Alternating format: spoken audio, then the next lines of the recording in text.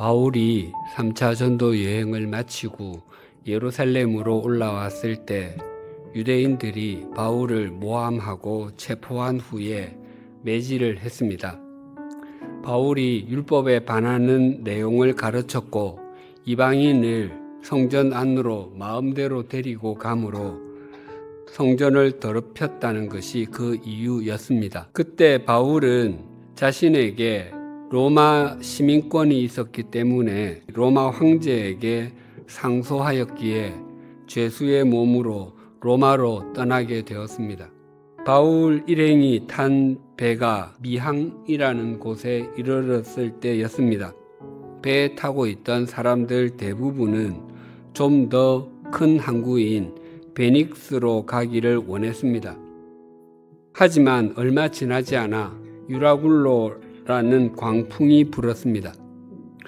유라굴로 앞에서 배를 원하는 방향으로 진행하기 위해서 배에 타고 있던 사람들이 할 수 있었던 것은 아무것도 없었습니다. 선원들은 출항 둘째 날에 배가 모래톱에 걸릴까봐 화물을 바다에 다 던졌고 그 다음 날에는 배의 장비마저 던졌습니다. 그들은 바다 위에서 14일 동안 떠다녔고 먹지도 못했습니다.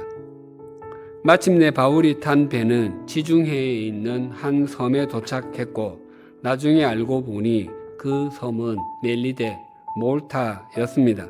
그 배에는 276명이 타고 있었습니다.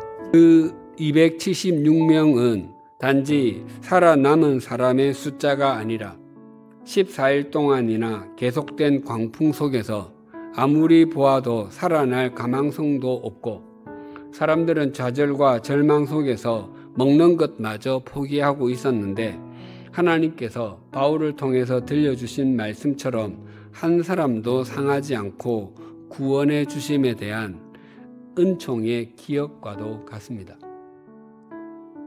멜리데 섬에 도착한 바울은 열병과 이질에 걸려 누워있는 그 섬에서 가장 높은 사람 보블리오의 부친에게 안수하여 낫게 해주었습니다. 뿐만 아니라 그 섬에 있던 다른 병든 사람들도 치유해 주었습니다. 가만히 생각해 보면 만약 그 배에 타고 있던 사람들이 처음부터 바울의 말을 들었더라면 그 배는 거기에 오지 않았을 것입니다. 또 바울의 말을 들었더라도 유라굴로 광풍이 불지 않았다면 그 배는 거기로 오지 않았을 것입니다. 무엇보다도 하나님께서 그 배를 그곳으로 보내지 않으셨다면 그는 치유받지 못했을 것입니다.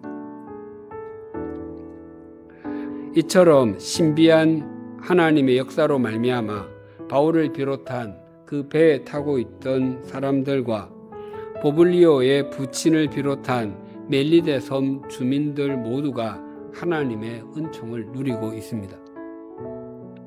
그래서 하나님의 생각은 사람의 생각과 다르고 하나님의 길은 사람의 길과 다릅니다. 또한 하나님의 생각은 사람의 생각보다 높고 하나님의 길도 사람의 길보다 높습니다.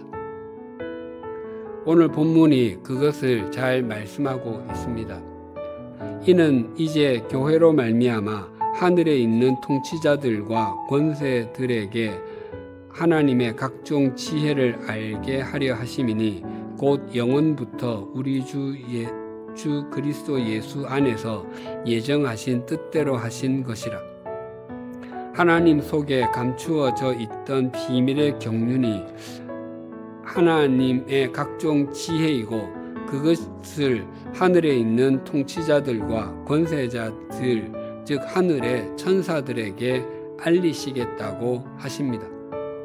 하나님의 천사들은 하나님을 모시고 있음에도 하나님의 경륜을 알지 못했다는 것입니다. 유대에 이런 이야기가 전해져 온다고 합니다. 예수님께서 십자가 위에서 대속의 죽음을 맞으시고 제3일에 부활하시고 승천하셨는데 가브리엘 천사가 예수님께 여쭈었습니다. 이제 당신의 사역이 끝났는데 당신께서 이루신 진리가 온 세상에 전파되도록 어떤 계획을 세우셨습니까? 예수님께서 이렇게 대답하셨습니다.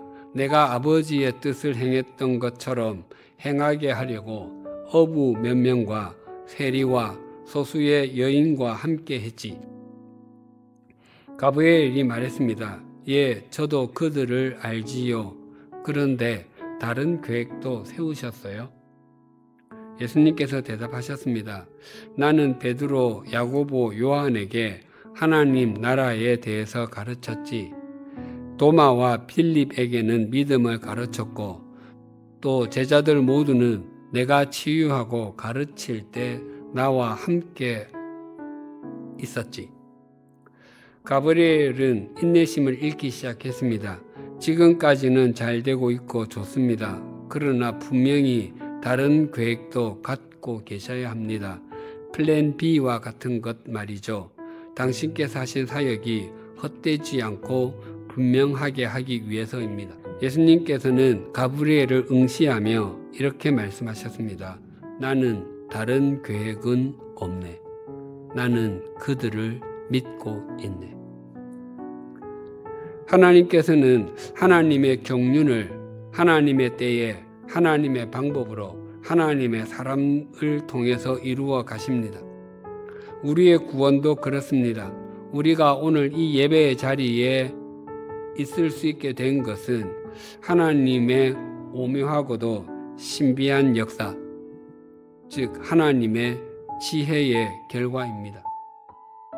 가끔 늦게 신앙생활을 하신 분들에게서 이런 고백을 듣곤 합니다. 내가 조금만 더 몇 년이라도 일찍 신앙생활을 시작할 걸, 좀 일찍 정신을 차리고 바르게 신앙생활을 했더라면 훨씬 더 주님을 신실하게 섬기고 믿음이 성장하고 성숙했을 것입니다. 그러나 우리의 지금의 모습은 하나님의 지혜의 결과입니다. 그래서 사도 바울은 이렇게 고백했습니다. 로마서 11장 33절입니다.